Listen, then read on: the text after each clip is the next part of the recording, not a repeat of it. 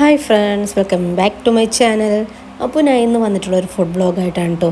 അപ്പോൾ എന്താ വീഡിയോ എന്ന് വെച്ചിട്ടുണ്ടെങ്കിൽ ബീഫ് ഫ്രൈ ആയിട്ട് എങ്ങനെ എടുക്കാം എന്നുള്ളതാണ്, സിമ്പിളായിട്ട് ചെയ്യാവുന്ന ഒരു മെത്തേഡാണ് ഇപ്പോൾ കാണിക്കുന്നത്. അപ്പോൾ നമുക്ക് വീഡിയോയിലേക്ക് കിടക്കാം കേട്ടോ.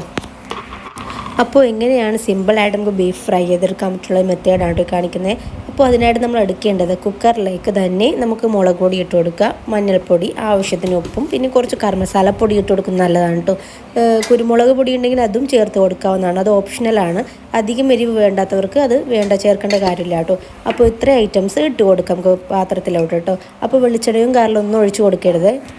നമ്മൾ എത്രയാണോ ബീഫ് എടുത്തിരിക്കുന്നത് ആ ബീഫിനനുസരിച്ചിട്ടുള്ള പൊടികളാണ് നമ്മൾ ഇട്ട് കൊടുക്കുന്നത്. അപ്പോൾ ഞാൻ അധികം ബീഫ് ഇവിടെ എടുത്തിട്ടില്ല, കുറച്ച് മാത്രം ബീഫ് എടുത്തിട്ടുള്ളതുകൊണ്ട് അതിനനുസരിച്ച് പൊടികളാണ് എടുത്തിട്ടുള്ളത്.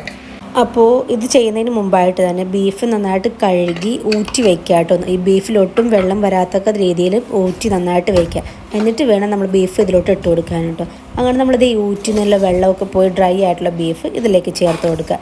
എന്നിട്ട് നന്നായിട്ട് മിക്സ് ചെയ്ത് കൊടുക്കുക. നമ്മൾ കൈവച്ച് തന്നെ നന്നായിട്ട് മിക്സ് ചെയ്ത് കൊടുക്കുക കേട്ടോ. എന്നിട്ട് എല്ലാത്തിലും നല്ലോണം പിടിച്ചിട്ടുള്ള രീതിയിൽ നല്ലോണം മിക്സ് ചെയ്യുക കേട്ടോ. ഇത് തന്നെ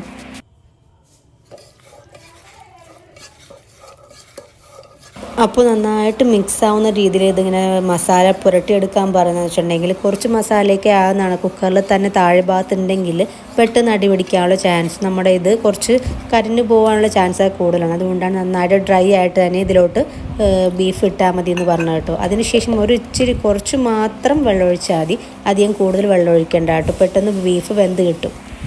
അങ്ങനെ ബീഫ് ചെയ്തതിന് ശേഷം നമ്മൾ ഗ്യാസിൽ സിമ്മിലിട്ട് വെച്ചിട്ട് നമ്മൾ ഒരു 2-3 വിസിലിന് വേണ്ടി ഇടുക കേട്ടോ.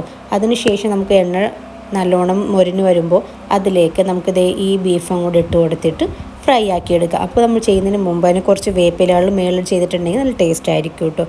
അങ്ങനെ ബീഫ് ഫ്രൈ ആയി വന്നതിന് ശേഷം നമ്മൾ പെരിഞ്ചീരകം ഇട്ട് കൊടുക്കാം കേട്ടോ. ഗ്യാസിനൊക്കെ നല്ലതാണ്. അപ്പോൾ ഇത്രയുള്ള വീഡിയോ കേട്ടോ. അപ്പോൾ എൻ്റെ ഈ ചെറിയ വീഡിയോ ഇഷ്ടമായ ലൈക്ക് ചെയ്യാനും ഷെയർ ചെയ്യാനും സബ്സ്ക്രൈബ് ചെയ്യാനും മറക്കരുത്. അപ്പോൾ അടുത്ത വീഡിയോയുമായി കാണും വരെ ബായ്.